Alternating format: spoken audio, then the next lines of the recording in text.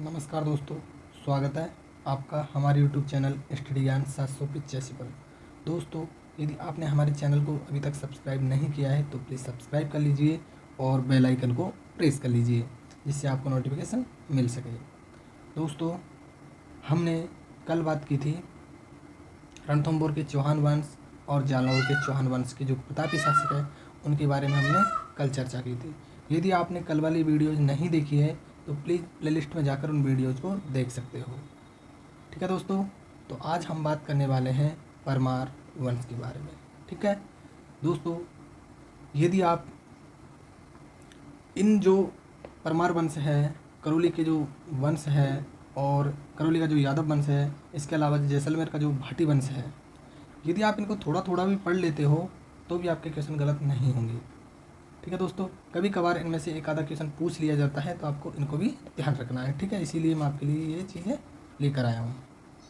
कोई भी नहीं पढ़ाता दोस्तों इन वंशों को, लेकिन मैं आपको पढ़ाऊँगा क्योंकि कभी कभार यहाँ से भी एक आधा क्वेश्चन पूछ लिया जाता है। तो हम बात करेंगे दोस्तों परमार वंश के बारे में। सबसे पहले परमार वंश के बारे में हम बात करने वाले हैं। परमार का शाब्दिक अर्थ होता है दोस्तों शत्रु को मारने वाला। क्या होता है? शत्रु को मारने वाला। यदि आपसे एग्जाम में पूछा जाए कि परमार का शाब्दिक अर्थ क्या होता है दोस्तों, तो यह होता है शत्रु को मारने वाला। क्या होता है? शत्रु को मारने वाला। परमार वंश दोस्तों, परमार वंश ने जो शासन किया प्रारंभ में, कहाँ किया दोस्तों? तो आबू के आसपास ही क्या था? सीमित था। परमारों का शासन प्रारंभ में आबू के आसपास ही सीमित था। आबू यानी कि माउंट आबू वाला क्षेत्र। कौन सा? माउंट आबू वाला क्षेत्र क्या था? सीमित था। ठीक है, तो आप ये ध्यान रखिएगा कि परमार का शाब्दिक अर्थ क्या होता है? शत्रु को मारने वाला। और परमारों का शासन जो है प्रारंभ में कहाँ था? तो आबू के आसपास ही क्या था? सीमित था। ठीक है, तो आप ध्यान रखिएगा। चलिए आगे चलते हैं। ये बात करते हैं आबू के परमार के बारे में। आबू के परमारों के बारे में यदि हम देखें, आबू के परमारों में संस्थापक कौन था? क्या था? संस्थापक कौन था? तो आपको ये ध्यान रखना है कि आबू के परमारों का जो संस्थापक था उसका नाम था धूमराज। क्या नाम था? धूमराज था। क्या नाम था दोस्तों? धूमराज। आबू के परमार वंश का संस्थापक का क्या नाम था? तो उनका नाम था धूमराज। लेकिन इनकी वंशावली किससे मिलती है? उत्पल राज से मिलती है। किससे मिलती है? उत्पल राज से मिलती है। किससे मिलती है? उत्पल राज से मिलती है। संस्थापक पूछे तो धूमराज, ठीक है, लेकिन वंशावली के बारे में पूछे कि कहाँ से प्रारंभ होती है तो उत्पल राज से प्रारंभ होती है। ठीक है, आबू के परमारों के संस्थापक धूमराज। कौन है? धूमराज। आगे चले दोस्तों, पड़ोसी होने के कारण परमारों का गुजरात से संघर्ष चलता रहा। आबू का पड़ोसी कौन था दोस्तों? तो गुजरात राज्य था। और गुजरात राज्य से क्या क्या चलता रहा? परमारों का संघर्ष चलता रहा। ठीक है, गुजरात के शासक मूलराज सोलंकी से पराजित होने के कारण आबू के शासक धरणीवराह को राष्ट्रकूट धवल की क्या लेनी पड़ी दोस्तों? शरण लेनी पड़ी। धरणी शाह कहाँ का शासक था? तो ये था आबू का शासक। आबू का शासक कौन? धरणीवराह। गुजरात का शासक कौन? तो मूलराज सोलंकी। ठीक है, मूलराज सोलंकी से कौन पराजित हुआ था? तो यह पराजित हुआ था धरणीवराह। कौन पराजित हुआ? तो धरणीवराह पराजित हुआ था। ठीक है, और धरणीवराह ने कहाँ शरण ली? तो शरण ली थी राष्ट्रकूट धवल के पास। ठीक है, राष्ट्रकूट शासक था दोस्तों कौन? धवल। इसके पास क्या ली थी? शरण ली थी। तो ये भी आपको ध्यान रखना है। लेकिन कुछ समय बाद धरणी शाह ने आबू पर पुनः अधिकार कर लिया। आबू पर क्या कर लिया दोस्तों? पुनः अधिकार कर लिया। लेकिन कुछ समय बाद धरणी शाह ने आबू पर पुनः अधिकार कर लिया। तो आपको ये भी ध्यान रखना है। ठीक है, राष्ट्रकूट धवल की शरण ले ली, लेकिन कुछ समय बाद धरणी शाह ने जो है आबू पर पुनः अधिकार कर लिया। तो ठीक है, आपको ये ध्यान रखना है दोस्तों। चलिए नेक्स्ट चलते हैं दोस्तों। जो नेक्स्ट शासक आते हैं वो आते हैं धारावर्ष। कौन आते हैं? तो वो आते हैं धारावर्ष। कौन आते हैं? वो आते हैं धारावर्ष। नेक्स्ट जो शासक आते हैं उनका नाम है धारावर्ष। यदि धारावर्ष के शासनकाल की बात करें तो 1163 से 1219 ईस्वी। कितना है? 1163 से 1219 ईस्वी है। ठीक है, विक्रमदेव का क्या है दोस्तों? ये प्रपौत्र था। विक्रमदेव का प्रपौत्र था। ठीक है, पोते का पोता यानी कि प्रपौत्र था। ठीक है, आपको ध्यान रखना है विक्रमदेव के क्या थे? परपौत्र थे, यानी कि पोते का भी कौन था, ही पोता था। कौन, धारावर्ष। धारावर्ष ने आबू के परमारों का शक्तिशाली शासक था। धारावर्ष कौन था, धारावर्ष आबू के परमारों का शक्तिशाली शासक था। तो आपको ये भी ध्यान रखना है कि आबू के परमारों का शक्तिशाली शासक कौन, धारावर्ष। कौन है दोस्तों, धारावर्ष। इसने मोहम्मद गोरी के विरुद्ध गुजरात की सेना का सेनापतित्व किया, यानी कि मोहम्मद गोरी की सेना में रहा दोस्तों ये, ठीक है। और गुजरात की सेना की ओर से ये गुजरात के विरुद्ध क्या ही लड़ा, ठीक है। मोहम्मद गोरी के विरुद्ध गुजरात की सेना का सेनापतित्व किया, ठीक है। मोहम्मद गोरी की सेना में क्या था, ये सेनापति था, ठीक है। इसने सोलंकियों की अधीनता का जुआ उतार फेंका। जो सोलंकी शासक थे दोस्तों, उनका क्या उतार फेंका इन्होंने, जुआ उतार फेंका। यानी कि जो गुजरात के जो सोलंकी थे उनका क्या उतार फेंका, जुआ उतार फेंका, ठीक है। इसने नाडोल के चौहानों से भी अच्छे संबंध रखे। नाडोल पड़ता है दोस्तों कहाँ, पाली में। तो पाली के जो चौहान थे, यानी कि नाडोल के जो चौहान थे, उससे भी क्या रखे इन्होंने, अच्छे संबंध रखे। इसके पुत्र सोमदेव के शासनकाल में तेजपाल ने दिलवाड़ा में लोणवशाही नामक नेमिनाथ का मंदिर बनवाया। यानी कि जो धारावर्ष का पुत्र था जिसका नाम था सोमदेव, धारावर्ष के पुत्र का क्या नाम था दोस्तों, उनका नाम था सोमदेव। धारावर्ष के पुत्र का क्या नाम था, सोमदेव। सोमदेव के शासनकाल में तेजपाल ने, ठीक है, तेजपाल ने दिलवाड़ा में, ठीक है, लोणवशाही नामक नेमिनाथ का क्या बनवाया दोस्तों, मंदिर बनवाया, ठीक है। तो आप ये ध्यान रखिएगा, ये आपके लिए इम्पोर्टेंट है। तेजपाल ने बनवाया लोणवशाही नामक नेमिनाथ का मंदिर, कहाँ बनवाया, तो वह बनवाया दिलवाड़ा में। किसके शासनकाल में बनवाया, तो सोम सिंह के शासनकाल में। सोम सिंह किसका पुत्र था, तो धारावर्ष का पुत्र था, ठीक है। तो आप इसको ध्यान में रखिए, इस पॉइंट को। चलिए हम बात करते हैं नेक्स्ट हम बात करेंगे दोस्तों जैसलमेर का भाटी राजवंश, ठीक है। हम इस वीडियो में 3 राजवंश कवर करने वाले हैं दोस्तों, एक परमार वंश, और एक जैसलमेर का भाटी राजवंश, और एक करौली का यादव वंश, ठीक है। इनके बारे में आपको थोड़ी थोड़ी जानकारी होना अवश्य है, ठीक है। चाहे क्वेश्चन पूछा जाए या नहीं पूछा जाए, लेकिन जानकारी होना जरूरी है। तो चलिए हम बात करते हैं जैसलमेर का भाटी राजवंश के बारे में। दोस्तों जैसलमेर का जो भाटी राजवंश है, वे स्वयं को क्या मानते हैं, तो स्वयं को मानते हैं वे चंद्रवंशीय। क्या मानते हैं, चंद्रवंशीय मानते हैं। जैसलमेर के भाटी राजवंश स्वयं को क्या मानते हैं, चंद्रवंशीय मानते हैं। क्या मानते हैं, स्वयं को चंद्रवंशीय मानते हैं। और चंद्रवंशीय मान करके क्या कहते हैं कि जो स्वयं का संबंध किससे बताते हैं, तो वो बताते हैं श्री कृष्ण से। किससे बताते हैं, श्री कृष्ण से बताते हैं। जैसलमेर के भाटी राजवंश स्वयं को क्या मानते हैं, चंद्रवंशीय मानते हैं, और संबंध किससे बताते हैं, श्री कृष्ण से बताते हैं। किससे बताते हैं, श्री कृष्ण से बताते हैं, ठीक है। विजयराज के शासनकाल में भाटियों का नियमित इतिहास मिलता है। विजयराज के शासनकाल में भाटियों का क्या मिलता है, नियमित इतिहास मिलता है। तो आपको ध्यान रखना है, विजयराज के शासनकाल में भाटियों का क्या मिलता है, नियमित इतिहास मिलता है। किनका, भाटियों का नियमित इतिहास मिलता है।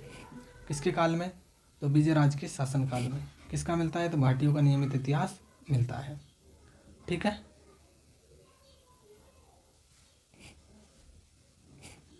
आगे बात करें दोस्तों, तो विजयराज का पुत्र होता है दोस्तों, जिसका नाम क्या है, भोज। जिसका नाम क्या होता है, राजा भोज होता है, ठीक है। विजयराज का एक पुत्र मिलता है जिसका नाम होता है राजा भोज, जो गोरी के विरुद्ध युद्ध करते हुए क्या हो गया, मृत्यु को प्राप्त हो गया, ठीक है।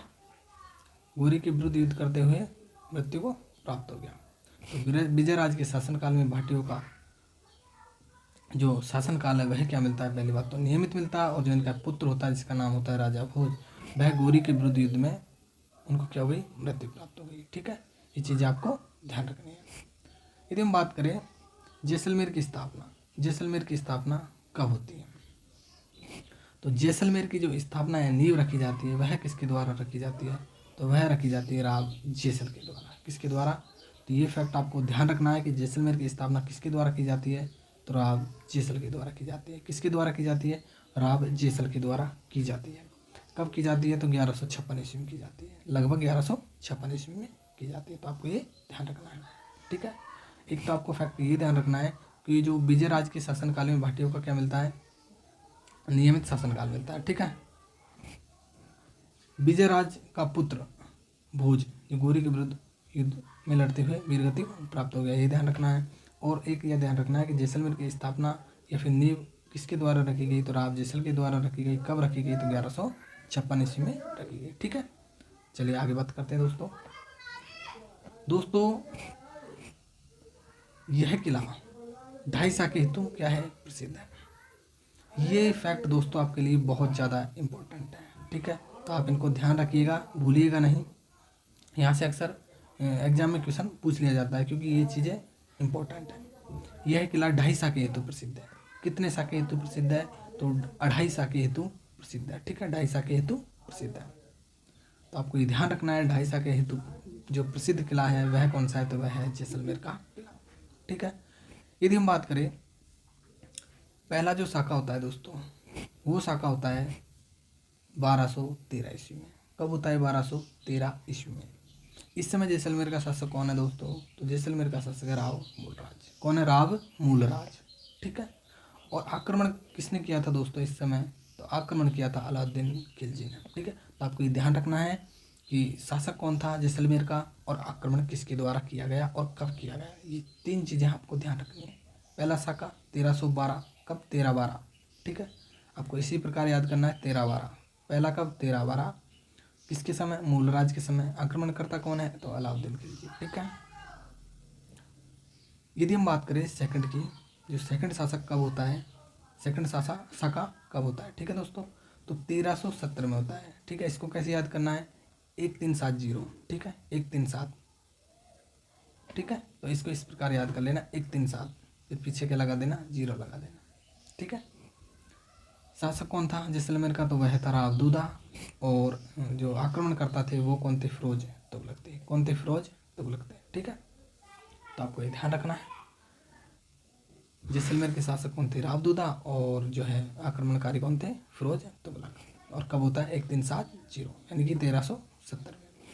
यदि हम थर्ड शाखे की बात करें दोस्तों, तो थर्ड शाखे में जो है केसरिया तो हुआ था, लेकिन जौहर नहीं हुआ था। पहली बात तो आपको ये ध्यान रखना है कि तीसरे शाखे में जौहर नहीं हुआ था, केवल क्या हुआ था, केसरिया हुआ था। ठीक है, और यह तीसरा शाखा कब हुआ था, 50-50।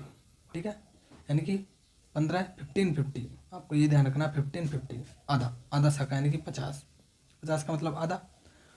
तो आपको यही ध्यान रखना है कि 15-50। ठीक है, 1550 यानी कि 1515 ईस्वी में कब हुआ था, तो उस समय शासक था जैसलमेर के लोणकर्ण। कौन थे, जैसलमेर के लोणकर्ण। और ये आक्रमणकारी कौन थे यहाँ के, तो यहाँ के जो आक्रमणकारी थे उनका नाम था अमीर अली, जो कहाँ के थे, कंधार के शासक थे। कहाँ के थे, कंधार के शासक थे। ठीक है, तो आपको ये तीनों याद रखने हैं, भूलना नहीं है बिल्कुल। 1312, 1370 और 1550। ठीक है, तो आपको ये ध्यान रखना है। यदि हम आगे बात करें दोस्तों कि 1570 ईस्वी में हर्राय भाटी द्वारा 1570 ईस्वी में हर्राय भाटी द्वारा अकबर की अधीनता स्वीकार कर ली जाती है, और अपनी पुत्री का विवाह किससे कर दिया जाता है, अकबर से कर दिया जाता है। तो आपको ध्यान रखना है, 1570 ईस्वी में नागौर दरबार में जैसलमेर का शासक था हर्राय भाटी। हर्राय भाटी अकबर की अधीनता स्वीकार कर लेता है और अपनी का पुत्री का क्या कर देता है, विवाह कर देता है। तो आपको केवल ये फैक्ट पूछा जाएगा दोस्तों, यदि आपसे एग्जाम में पूछा जाएगा कि जैसलमेर का ऐसा कौन सा शासक है जिसने अकबर की क्या की, अधीनता स्वीकार की, तो वह है हर्राय भाटी। कौन है, हर्राय भाटी। ठीक है, क्योंकि नागौर दरबार में उपस्थित हुआ था, इसलिए इसने क्या की थी, अकबर की अधीनता स्वीकार की थी, और अपनी पुत्री का विवाह भी इन्होंने किया था। ठीक है, चलिए आगे बात करते हैं दोस्तों। हम बात करें भाटी वंश का अंतिम शासक। यदि हम बात करें भाटी वंश के अंतिम शासक की, तो भाटी वंश का जो अंतिम शासक आता है उनका नाम है जवाहर सिंह। कभी कभी आपसे ये भी पूछ लिया जाता है दोस्तों कि भाटी वंश के अंतिम शासक का नाम बताइए, तो उनका नाम है जवाहर सिंह। क्या नाम है, जवाहर सिंह। तो आपको बस इतने से फैक्ट ध्यान रखने हैं जैसलमेर के भाटी राजवंश में। ठीक है दोस्तों, ज़्यादा फैक्ट नहीं है, थोड़े थोड़े हैं, लेकिन ये बहुत ज़्यादा इंपॉर्टेंट है आपके लिए। यहाँ से कभी कभार एक आधा क्वेश्चन बन जाता है, तो आप उसको छोड़ कर ही आओगे, ना कि करके आओगे। तो आपको जरूर करना। और यदि ये फैक्ट मिलते भी हैं दोस्तों, तो फिर जो है आपको बहुत ज़्यादा डिटेल में जाकर के इन चीज़ों को देखना पड़ता है। तो इसलिए मैं आपके लिए अलग ही इन वीडियो को बना रहा हूँ, जिससे कि आपको बहुत ज़्यादा बेनिफिट हो। ठीक है दोस्तों, चलिए हम आगे बात करते हैं नेक्स्ट जो हमारा राजवंश है करौली के राजवंश के बारे में। तो दोस्तों करौली का जो राजवंश है उसका नाम है यादव वंश। क्या नाम है? यादव वंश। वो था भाटी वंश और ये है करौली का यादव वंश। ठीक है, ये भी जो है जो जैसलमेर के जो भाटी राजवंश है उन्हीं की तरह श्री कृष्ण से अपना संबंध क्या करते हैं? जोड़ते हैं। जैसलमेर के शासक भी श्री कृष्ण से अपना संबंध जोड़ते हैं और यादव वंश भी क्या है? श्री कृष्ण से अपना संबंध जोड़ते हैं। ठीक है, तो आपको ध्यान रखना है। और ये मथुरा की सूरसेन शाखा से क्या है? संबंधित है। मथुरा की सूरसेन शाखा से क्या है दोस्तों? संबंधित है। तो ये भी आपको ध्यान रखना है, संबंध श्री कृष्ण से जोड़ते हैं। और जो जैसलमेर का जो भाटी राजवंश है वो भी श्री कृष्ण से अपना संबंध जोड़ता है। ठीक है, तो आप ये ध्यान रखना है, दोनों चीज़ें, जैसलमेर वाली और करौली वाली। ठीक है, इस वंश की स्थापना दोस्तों ये है लगभग, इस वंश की स्थापना लगभग 1040 ईस्वी में हुई थी। करौली वंश की स्थापना किसके द्वारा की गई? तो विजयपाल के द्वारा की गई। कब की गई? तो 1040 ईस्वी में की गई। तो आपको ये ध्यान रखना है कि इस वंश की स्थापना कब हुई थी? तो इस वंश की स्थापना हुई थी दोस्तों 1040 ईस्वी में। कितने में? 1040 ईस्वी में, लगभग 1040 ईस्वी में हुई थी। और विजयपाल द्वारा इसकी स्थापना की गई। और इसकी राजधानी किसे बनाया गया? तो राजधानी भी इम्पोर्टेंट है दोस्तों आपके लिए, बयाना को बनाया गया। किसको बनाया गया? बयाना को बनाया गया। ठीक है, तो आप इसको ध्यान में रखिएगा, विजयपाल, बयाना और 1040। ठीक है, ये क्या है? इस वंश की स्थापना है। स्थापना विजयपाल कब? 1040। और राजधानी किसको बनाया? बयाना को बनाया। तो आपको ये फैक्ट अवश्य ध्यान रखना है। ठीक है, यदि हम बात करें दोस्तों 1348 ईस्वी में अर्जुन पाल ने किसको बसाया? तो कल्याणपुर बसाया। किसको बसाया? कल्याणपुर बसाया, जिसे हम वर्तमान करौली के नाम से जानते हैं। वर्तमान में क्या है दोस्तों? ये करौली है। पहले इसका नाम क्या था? कल्याणपुर था, जो किसके द्वारा बसाया गया? सन 1348 ईस्वी में अर्जुन पाल के द्वारा बसाया गया। ठीक है, इसके द्वारा बसाया गया, अर्जुन पाल के द्वारा बसाया गया। आपको ध्यान रखना है कि इस करौली के यादव वंश की स्थापना विजयपाल के द्वारा, और जबकि करौली की जो कल्याणपुर की जो स्थापना है वो अर्जुन पाल के द्वारा की गई। ठीक है, चलिए हम आगे चलते हैं दोस्तों। आगे दोस्तों हम बात करें तो एक शासक होता है करौली का जिसका नाम है हरबख्शपाल। क्या नाम है? हरबख्शपाल। क्या नाम है? हरबख्शपाल। हरबख्शपाल ने 9 नवंबर 1817 को क्या की दोस्तों? अंग्रेजों से संधि कर ली। क्या कर ली? अंग्रेजों से संधि कर ली।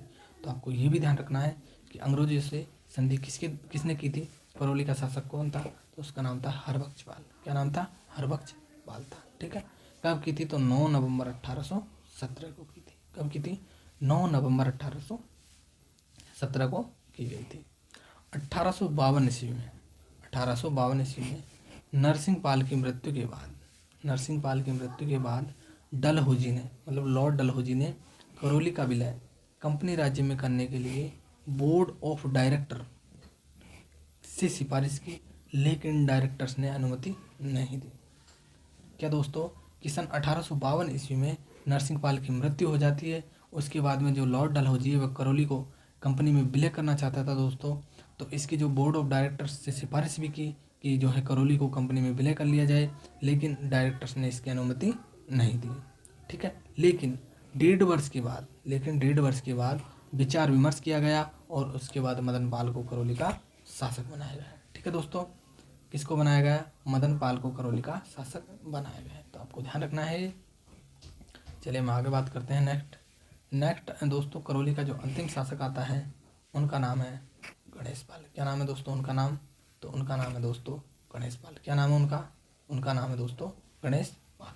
ठीक है, तो आपके ये महत्वपूर्ण बिंदु है, ये आपको ध्यान रखने हैं। ठीक है दोस्तों, आई होप दोस्तों ये वीडियो आपको बहुत ज़्यादा पसंद आई। यदि वीडियो पसंद आई हो तो वीडियो को लाइक करना नहीं भूलिएगा और अपने दोस्तों को ज़्यादा से ज़्यादा जोड़िए दोस्तों, क्योंकि ये वीडियोज आपके रीट के लिए बहुत ज़्यादा इंपॉर्टेंट है। रीट हो, सेकंड ग्रेड हो, क्योंकि सेकंड ग्रेड में भी दोस्तों यही सिलेबस है। क्वेश्चन और कहाँ से बनेगा? यहीं से बनेगा। ठीक है, तो आप अपने दोस्तों को जोड़िए ज़्यादा से ज़्यादा और उनको भी जो है अच्छे से अच्छा कंटेंट जो है प्राप्त करने का मौका दीजिए, कि जो अच्छे से अच्छा कंटेंट जो है वो प्राप्त कर सके और अपने नोट्स जो है तरीके से बना सके। ठीक है दोस्तों, फिर मिलते हैं, जब तक के लिए गुड बाय, जय हिंद, जय भारत।